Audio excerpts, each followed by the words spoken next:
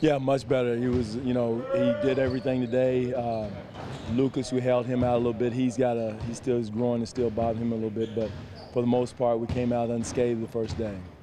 Since you have so much of the core back, I mean, obviously there still are some new guys who you expect to contribute. Do you find yourself having to slow down some of the defensive ideas that a lot of guys already know? No, we're going back to scratch, Eric. I mean, that's kind of, you want to skip a few letters of the alphabet, but what we're doing is starting to scratch like we normally do, building from there. We'll build a little bit quicker from that standpoint, but we don't want to skip any letters, even for the older guys, to get that muscle memory back of being where they're supposed to be and that type of thing. So we started from there today. Again, today had a good intensity, good effort. Again, we got to continue to work on our defensive rebounding. What's the longest practice you've ever held at any level? Probably 3 hours. So you were right there today? We was close. And again, we had a lot to cover. We only allowed one hard one a day, so we want to make sure we get our money's worth. But the guys' intensity was there. Again, Carl, we had enough guys where we were rotating our scrimmages at the end, so it wasn't like everybody was going straight 3 hours, but we got our work in and got our conditioning at the end. DeMar was just talking to us about his desire to be ambidextrous. What does it say about him that he's constantly challenging himself? The old coach in Kentucky once said, that kid's amphibious. So, ambidextrous, that's a pretty tough word for old Kentucky boy, but he's doing a much better job. And again, make the play, make the simple play. If he calls for your left hand, great. If not, do what you do. And DeMar has really worked hard. One thing that's impressive about DeMar is his passing. His passing has been really off the charts, and we want to continue to do it because he's going to draw attention. Now, once you get to that certain status, one of Jordan's most valuable assets as a basketball player was his passing. Made you scared to go double team him, and that's what we want DeMar to have, that threat of passing out of a double team. Apart from what he can do on the court, off the court, in terms of being a leader, is that also the next step for someone like him? Huge, and he's doing that. I mean, he's vocal. Kyle's giving great leadership. Those two guys both, with their experience in the league, DeMar's experience with the USA team this summer is invaluable for our young guys. Given DeMar's personality, when you first met him, would you have ever expected him to take on that role? I knew it was going to happen. I just didn't know when, because he was such a quiet kid. He reminded me, Terrence is going through the same thing right now. But DeMar is a young man. He's a father, proud father, a family man, and a lot of that just goes right into maturity. And we all want to rush it, especially in sports, but it's something that just takes time, and he's there now. Terrence was talking a little bit about his goals yesterday, and it sounded a lot like DeMar working harder each offseason, adding things to his game.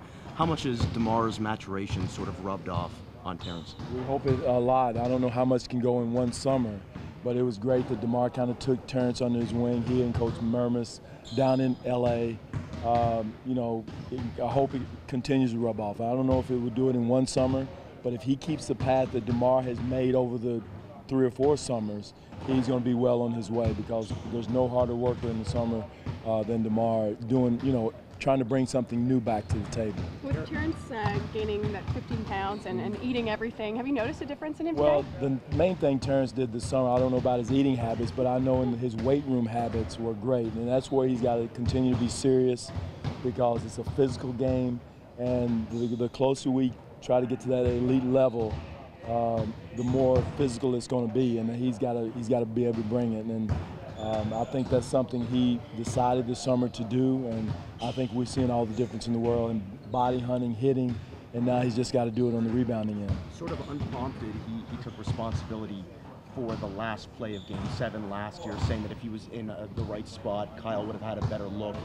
That we can replay that 50 million times. I have. Whether right or wrong. Right. Well, it's accountability, but it was, I'll take some of the blame too. I should have told him again where to go in space, so it's on all of us.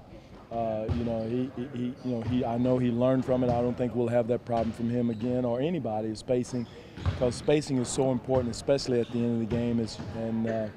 Again, he's growing in that same situation. I'm sure he'll get to his right spot. Would you like to see that type of accountability? Oh, yes, you're right, John. So it's good that he recognizes and notices it, but again, we got to continue to look forward. Dwane, when did you first see an instance where DeMar sort of came out of that quiet kid and really took a leadership?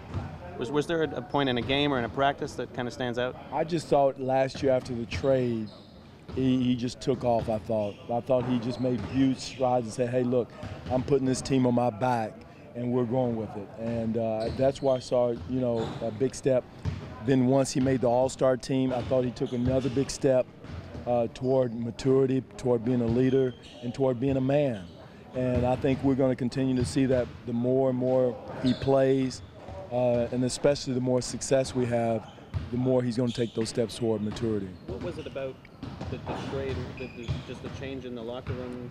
Well, it kind of shifted over, right, wrong, and different. Kind of Rudy, was the guy, so to speak, and it just shifted over back into, to DeMar and to Kyle, and to those two guys. And I thought it gave him a voice in the locker room. Did you, as a coach, do you kind of have to? You obviously want that quality in him, you saw it in him, but you knew it was going to take a while to come out. You kind of have to back off and let it come out naturally. Well, you encourage him. I give him I empower him. I tell him, DeMar, you see something, speak up. Before practice or like today, I said, hey, DeMar, you got anything? He spoke up, said, hey, look, let's have a good practice. This is where we start creating good defensive habits. And it starts now, not next week or after that first game. It starts today. So that was huge too. That's the first time you had him speak to the team like no, that? No. He did it last year too, but before before training camp. Going whale watching or anything? No whale watching. No whale watching. We'll hopefully have some bonding time. Last night we had a Navy SEAL to talk to the team, and was really empowering and very interesting. It talked about his experience of being a Navy SEAL and how teamwork has to be part of in his business living.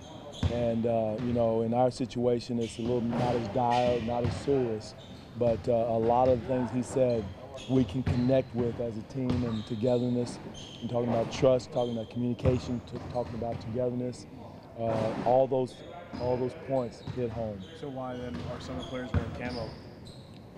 That had nothing to do with this. That we had those last year. We just didn't have enough bodies to use them with. We needed some extra pennies, what we call them.